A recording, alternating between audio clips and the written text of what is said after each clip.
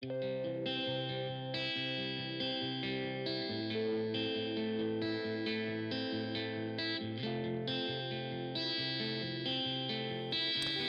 is a podcast by WellHouse Church, where we take a closer look and dig a little deeper into this week's sermon.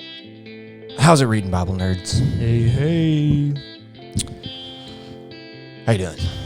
I'm good, man. It's been a long day of recording, but we're nearing the end. We're going to do this one, and then like 3 more episodes? 2, maybe 3, depending on time, yeah. Yeah. We have recorded a bunch of content today. We have. Clayton is getting to go on vacation next week. Yep. Hallelujah. I'm so excited. It is spring break, and I'm sorry for, or almost spring break, and I'm sorry for all of you college students out there who didn't get one. Yeah, Baylor wasn't going to give one. Nope, they didn't. I'm actually going to see some friends of mine in Waco that go to Baylor. And they didn't get one? And they didn't get one. Yeah, Baylor didn't give one. Yeah. Lamar didn't give one either, apparently. Dang. And I feel like it's kind of, I understand why they're like trying to allow, instructors to catch up on content, but like after what we just went through as like a state, they need a break. Yeah, but you also just got a week off because of that. Was it really a week off when you're freezing your butt off and you don't have power and fair and don't have access to groceries? It's not a vacation, but it was a week off. Yeah, but like they self-care, man, like it's a real thing. I'm not saying it's not, but it was still a week off. Yeah. So now you're going to get 2 weeks off. Yeah. Yeah. I think that's just when you go through your content and you realize, okay, this may not be the most important thing here to talk about. Yeah, but at the same point, like, you're getting 2 weeks off. Like, let's not minimize the fact that you're getting 2 weeks off. Well, I will always advocate for more self-care time. Of course you will. Everyone would. But, like, that's what spring break is for. But you also, maybe it wasn't self-care time, but like you didn't have the added stress of the schoolwork during the freeze time. So, I mean, just. Mm-hmm. I think you're digging yourself a hole. Oh no, I'm not at all. Oh, I think you are. No, I'm on the correct side of this. Yeah, I'm on the correct side of this. Well, then you can be wrong if you want to. No, if you sign up for something knowing the expectations that are required of you, which actually this fits our story today. Kind of but does, if yeah. you sign up for something knowing what's expected of you, like you shouldn't be upset when you're required to do it. But we signed up expecting to have a spring break. No, you signed up expecting to go for a 16-week semester. Well, for us, it's actually 15, but... Even better. Yeah. And you get a spring break out of it? Yeah. Yeah, no, you have zero room to ask for more self-care time. I'm sorry. Absolutely not. Okay. We're going to move on. That's not what this podcast is about. In the words of Jesus, the first will be last, and the last will be first. Mm-hmm. Of which you are not living out with what you're requesting. Oh, hush. No, that's what the story says. But... You're taking what I'm saying out of context. Nope. No, so the story goes, if you missed my story yesterday, Jesus tells us stories about, in Matthew 20, about these laborers in the vineyard. He says, for the kingdom of heaven is like, and it's a landowner, and he owns a vineyard, and he goes to hire day laborers. And he goes early in the morning. I think it says about 9 o'clock. Mm-hmm. Verse 3. Yeah. He goes and he agrees to hire these laborers for 1 day's wage. Yep. And they go into the field. Mm-hmm. And then he comes back later and finds some more laborers and hires them to go into the field. Yep. And then he comes back later and does it again and hires them to go into the field. Yep, it says noon, 3 o'clock, and then 5 o'clock. Yeah, so he does it 4 times. And 5 o'clock, the last people, they only work 1 hour. Mm-hmm. And so then we get to the end of the story, and the landowner pays them all 1 day's wage. All the ones that worked 1 hour and the ones that worked the full day. Yep. They all get the same. And then the ones that worked the whole day come back to him and go, hey, yo, we need more. I thought we were going to get some more since you paid them the same as, what you paid us, and we worked the whole day and they worked 1 hour. And the landowner goes, wait, didn't you agree to work a full day for a day's wage? Are you mad that I'm generous? Mm-hmm. Like, no. The first will be last, and the last will be first. So, Clayton, are you asking for more money because you've been here the whole time? No. Yes, you are. You're asking for more self-care time. Okay, but what I'm arguing is that when the freeze happened, that wasn't a time to take care of yourself. No, it wasn't, but while you may have had some extra stress for the freeze, you were alleviated the expected stress of the schoolwork. That's not true, because now we're trying to catch up. Oh, that may be true. It may be more stressful now, but you're about to get spring break. And that's what I'm saying, that we needed the spring break. And you're saying, no, you didn't need the spring break. Look, I've been in college for a long time, in grad school, which is much different. And we've been through times where we took a week off and they took away our spring break. Right. Or they took away Thanksgiving, or they extended the semester out 1 week. Mm-hmm. Like, you don't always get this. No. And I don't think it should be an expectation that we have to keep it. And with that, maybe not 1-to-1, but neither does Jesus. I think the point here, and we could interpret this story a couple of different ways, but first, the one that seems super evident to me, the easy interpretation, is that no matter when someone comes to faith, like, we're all given the same wage. Level of grace, yeah. Yeah, we're all given the same level of grace for salvation. Yeah. That one seems just like glaringly obvious. Yeah. That whether you come to faith at 5, 55, or 85, yeah, there's grace for you equal to anybody else. Absolutely. And so, and I know that there are people that know this, because I know people who say, well, I'm still young, I'm going to live my life, and then I'll come to faith later. Yeah. It's like, oh. It reminds me of that Zach Brown song, No Hurry. Yeah. Right, the last verse is, I'm going to get right with the Lord, but I ain't ain't in no hurry today. Yeah.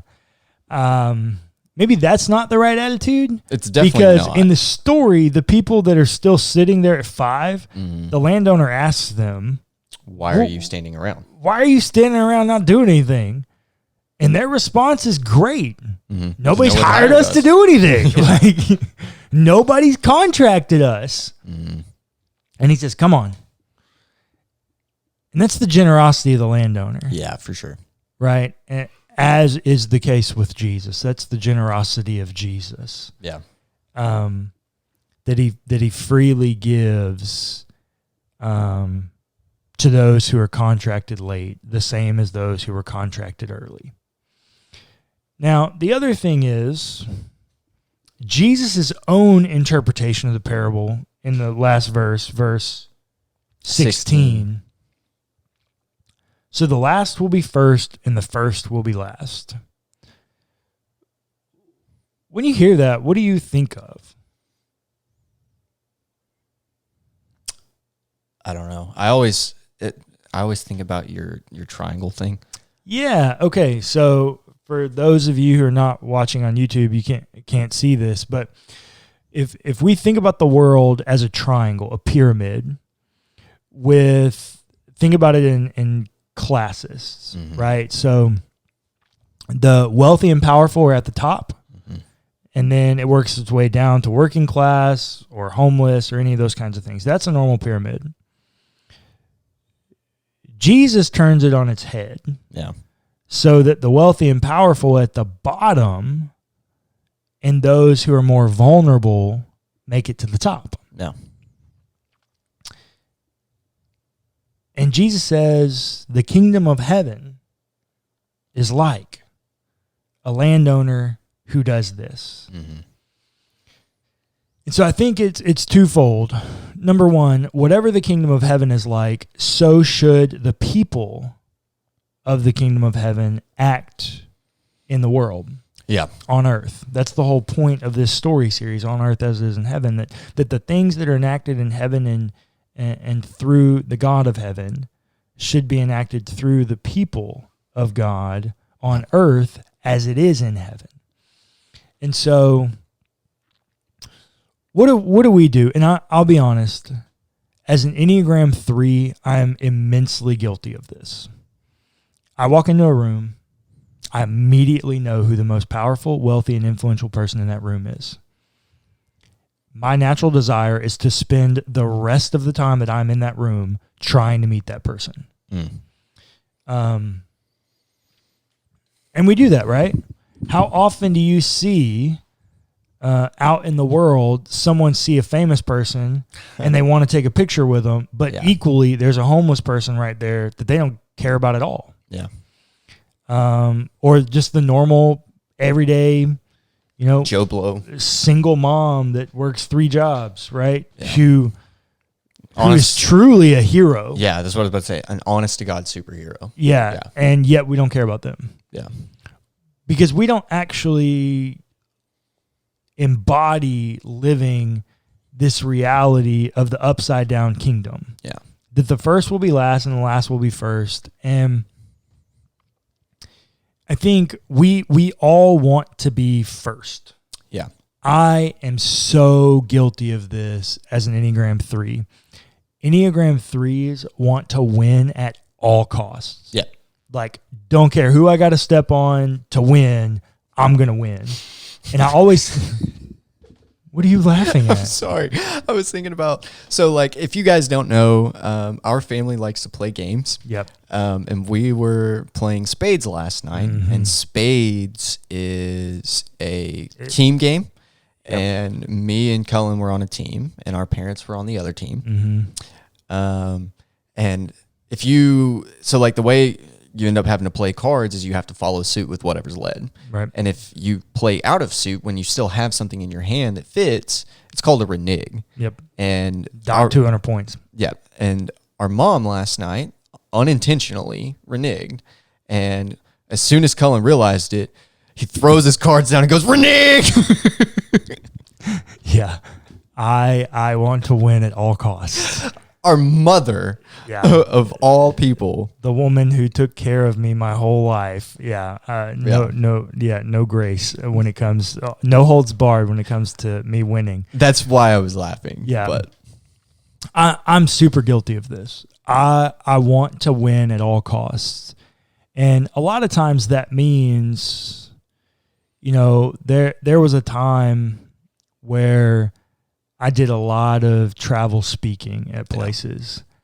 And I've been guilty. This is just me being 100% vulnerable.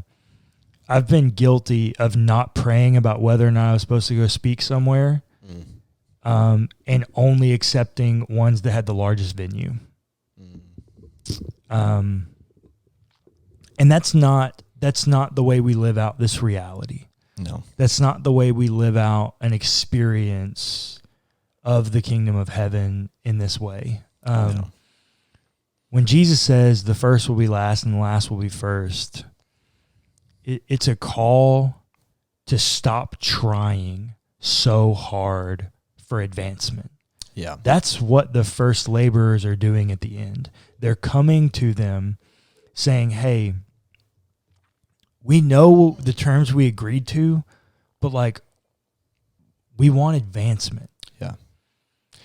And Jesus says, no, you get what you signed up for, which is a life of faith committed to me, and I will give you out of my generosity what is deserving. Yeah.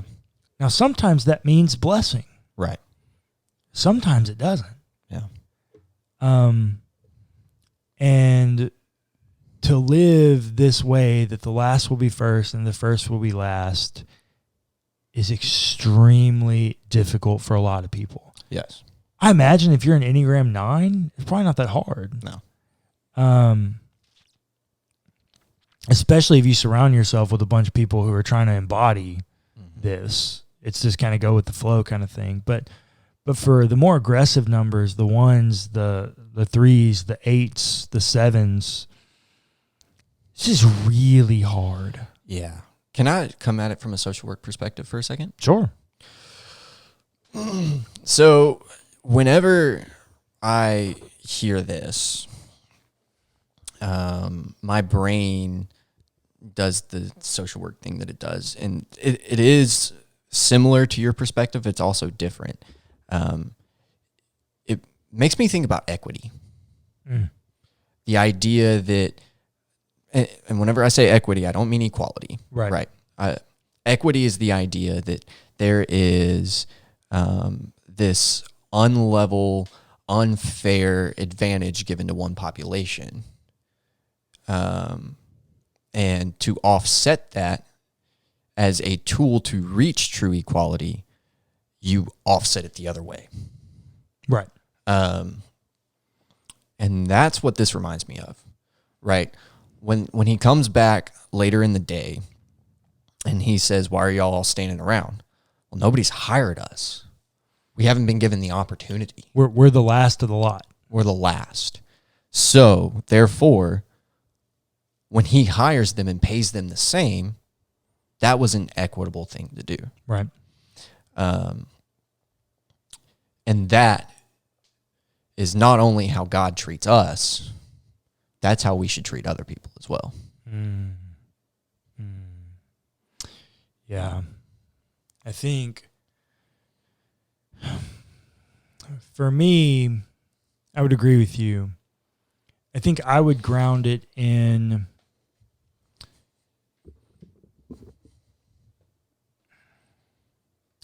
there are some people who need help.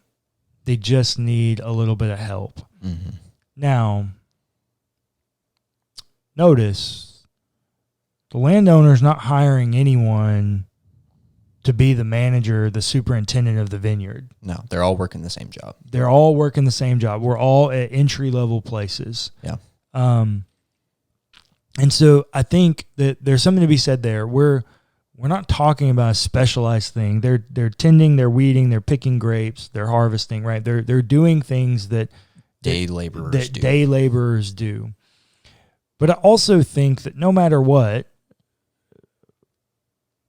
there are times where we look at people and go, hey, I think you're probably worth more than someone else. And the place where this is most common, and it seems inconsequential, but it's a good example. I can remember being a kid, and when I was a kid, we played outside a lot. Yeah. We played a lot of team games. And the way we did it, as I'm sure the way most of you did it, is you would pick team captains. Mm-hmm. And most of the time, the team captains were the best two players of the game that you were going to play. Yeah. To get them on different teams. And then they would go through and pick teams. Now, how did you pick teams? Oh, you picked the best players first. Yeah. Until you got older and there would be that one guy that would be team captain and his first pick would always be his girlfriend. And she wouldn't be good at the game, right? That's the only time that tradition was ever broken. It reminds me of that Friends episode, though, where they play and football. It's Rachel. Yeah. and Monica and Ross are team captains, and Monica got to pick first. picked Joey. Yeah. Ross picked Chandler. Yeah. And then Monica picked Phoebe. Yeah. And then Ross finally picked Rachel. And he said, now, sweetie, I pick you. No, you don't pick me. You're stuck with me. Yeah, exactly. That's a really good example of how this plays out in everyday life. Yeah. And what ends up happening is as you go to an area, and if you've ever hired a day laborer for like a construction job, a lot of times you can go to like little hardware stores and things, and you'll see day laborers standing there waiting to be hired. A lot of times they're immigrants, undocumented, like they're just looking for quick cash, but they're skilled in the trade, whatever. And you pick the one that's best for the job. Mm-hmm. And so as they're standing around where day laborers stand, these are the unwanted. These are the ones that nobody wanted. They've come through all day. He's not the only person that owns a vineyard. He's not the only person that needs day laborers. He's come through, and we're 5 o'clock. Mm-hmm. And these people are still there waiting to be hired. Yeah. They're not giving up, but they just haven't been given a chance. Yeah. Let me just say this once more from a social work perspective. The conservative view on social justice and the classic liberalism view are very similar in this way. They put a lot on personal responsibility, as we like to call it, the personal responsibility crusade. Mm-hmm. That you get what you earn, you get what you put out. The modern liberalism perspective on social justice, which, if you ask me, is what's represented here in this text, is that the advantage is given to the disadvantaged. That equity piece. They are paid the exact same for working less hours. That seems like an offset, an equity piece there. Yeah, and I don't.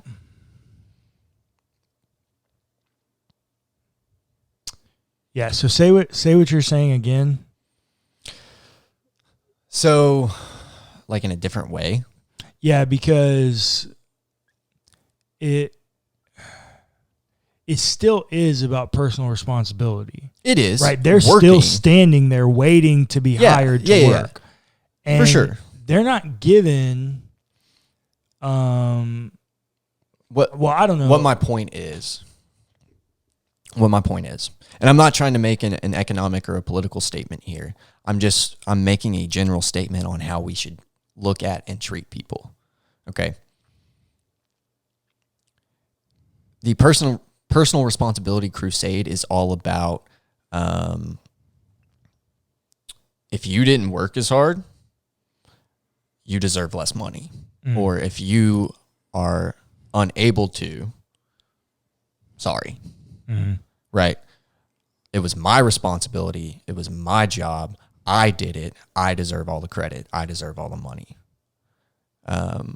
Whereas the disadvantaged people, the people that nobody wanted, weren't even given the opportunity to be personally responsible.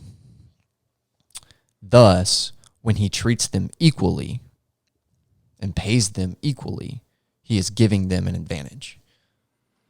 Yeah. Does that make sense? It's not it's not that you're not working or you shouldn't have to work or you shouldn't have to put in effort.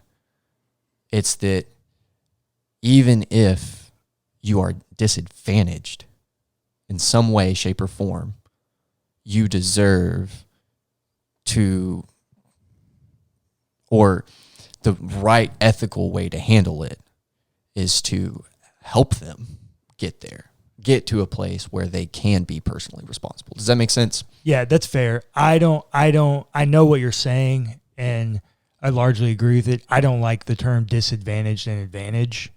That's just the sociological term. I know it is, but that's where I was hung up. I don't like that term. But you are right to say that the landowner understands their predicament. Yeah. because he says, why are you standing there idle? And they respond, we're not trying to. We just haven't been, nobody's hired us. We haven't been given the opportunity. And so he understands their predicament and says, come on. Yeah. I'll help you. I'll help get you there. Yeah. Because we, as the people of God, should live according to an ethic that the first will be last and the last will be first.